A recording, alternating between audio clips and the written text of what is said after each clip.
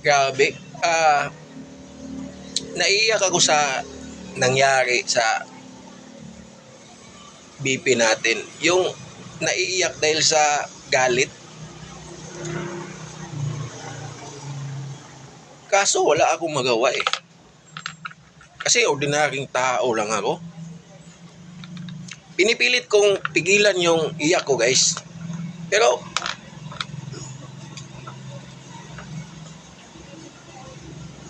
ako,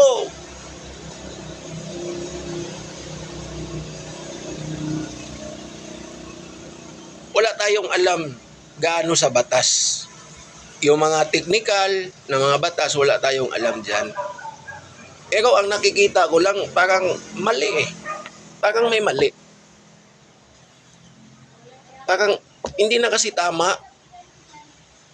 Sumusubra na sila. Ito na yung sinasabi nating power tripping.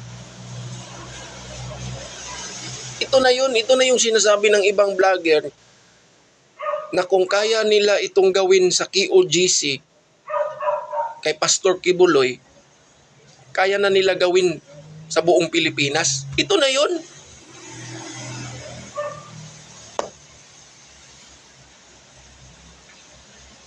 Naiiyak ako dahil sa galit na naramdaman ko dito sa loob. Pero pinipilit kong pigilan yung iyak ko, pero yung sa loob ko talagang gabi. Siguro kung superhero lang siguro ako, winasa ko na yung Malacanang eh. Oo, winasa ko na yung Malacanang.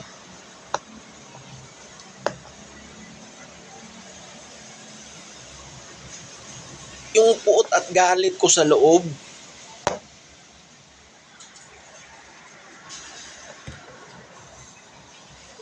kasi doon mo makikita talaga kasi yung vlog ni BP Sara, yung nagalit siya, talagang ramdam mo yung galit, talagang ramdam mo yung katotohanan.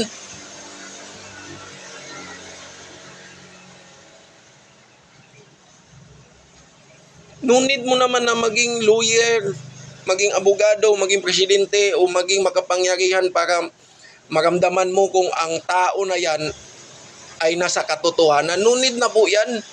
Kasi maramdaman mo talaga yan.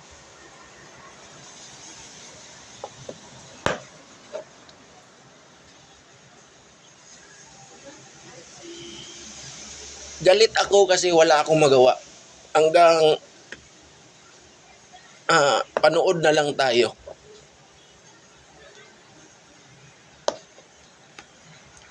Ang tanging contribution ko lang ay mag-upload ng post about sa kabutihan ng mga Duterte.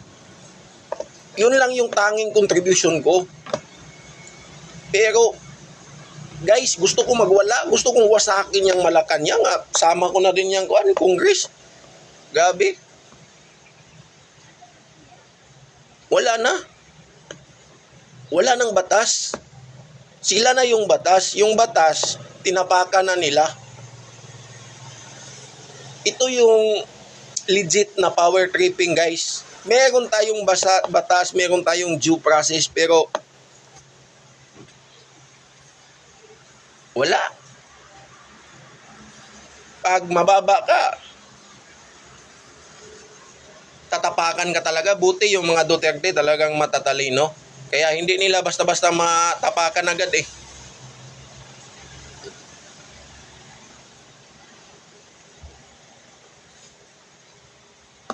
Kaya nga, yung galit ko parang, meron naman akong shotgun dito kasi security ako. Pero hindi ako magpa-power trip. Anin ko naman yung shotgun dito. Sarap magpaputok. Kaso hindi pwede yan, di ba? Hindi pwede yan.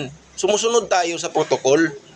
Meron kasi tayong protocol na sinusunod. Yung punto ko lang kasi talagang sa mga video, scroll ka, mga hayop talaga eh. Naawa na ako. Hindi lang ka BP Sara, pati ka sa mga Duterte talaga. Kasi doon kasi sa times ni Tatay Digong, yung siya pa yung nakaupo, hindi naman ganito. Oh, madaming namatay dahil nga sabi nga ni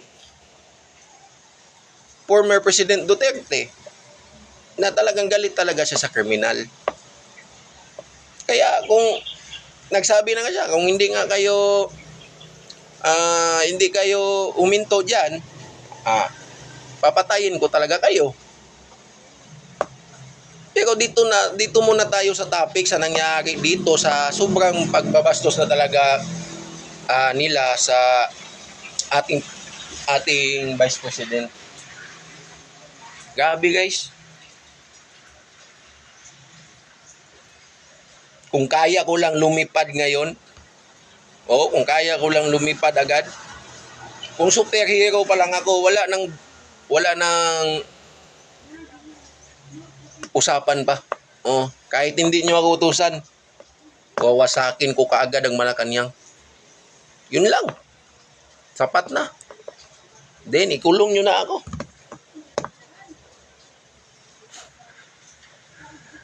Hindi lang, yung galit kasi, talagang mapapaiyak ka sa galit. Alam mo yun, yung mapapaiyak ka dahil sa galit, hindi yung mapapaiyak ka dahil sa lungkot. Kasama na yan, kasama na yan sa galit, siyempre, Iba yung mapapaiyak ka dahil sa galit, Kaya wala akong ibang ma-express, pasensya na kayo, guys. Ipopost ko tong video na to, pasensya na po kayo, talagang out of context naman talaga ako, so hindi naman dapat talaga magkaganito dito sa post ko, pero hayaan nyo na, palampasin nyo na po, ibigay nyo na po ito sa akin. Ipopost ko talaga to. Kumbaga, siguro ito na lang siguro yung ipapakita kong contribution, kasi malabo na bilang isang ordinaryong Pilipino, yung tanging magawa ko na lang talaga is